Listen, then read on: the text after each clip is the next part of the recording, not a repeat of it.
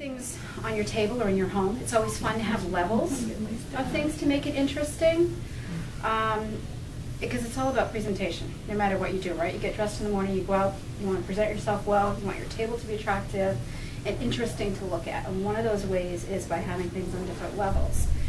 This is a really fun idea, and especially if we're here with the dishes and candlesticks and things like that, you can, instead of going to some of the home goods stores and paying an arm and a leg for something, you can make your own little pedestal displays. And they could either be just for decorations, or you can make them food safe, so you can put food on them as well.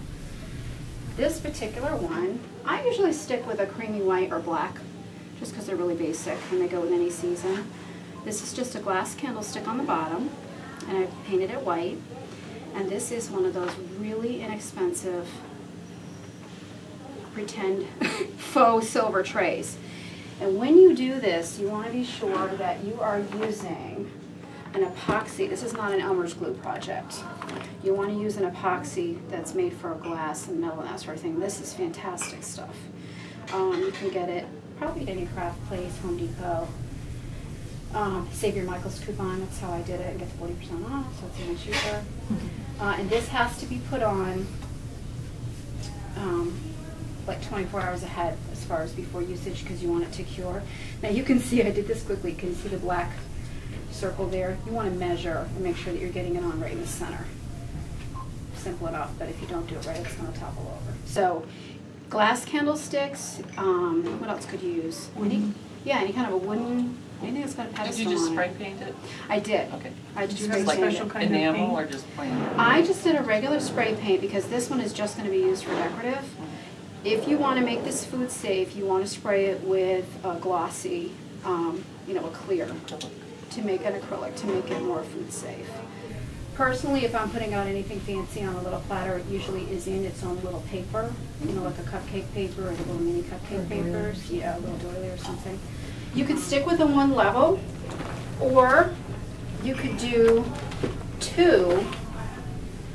This one I don't have permanently attached in the middle, but just to show you what the two would look like. Personally, I like to keep them separate for storage, and depending on what's going on here, it's not going to get knocked over. So I just would stack, right on top. The rule of thumb that you want is to be sure that the candlestick or the pedestal is good and heavy, and that the top part is lightweight. And if you're going to stack them, go smaller on the top, and make sure that this piece, you want to have a wide base on the both of them. So that's pretty simple. Any other thing? Just a plain clear glass version of it. And imagine this plate is not on here. You could do a bowl, like Lois said.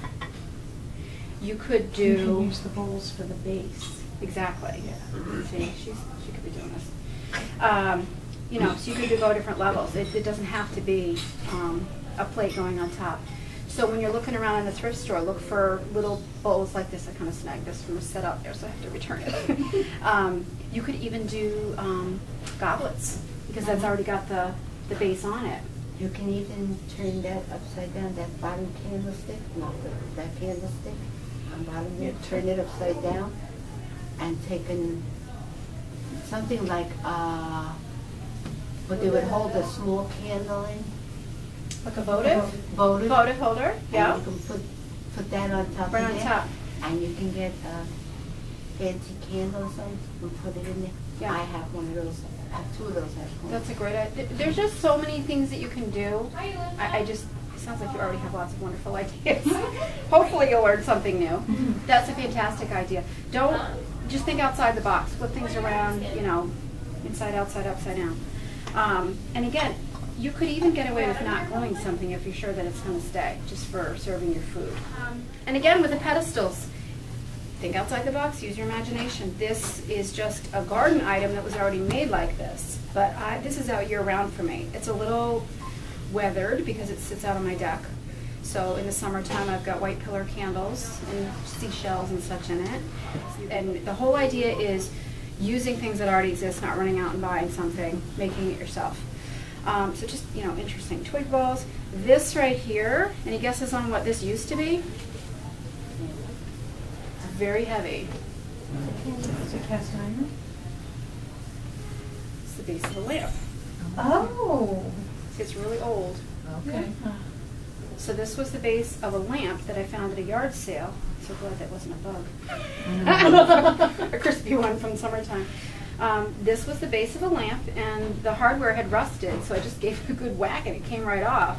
You know, so it came up here and then it had the shade.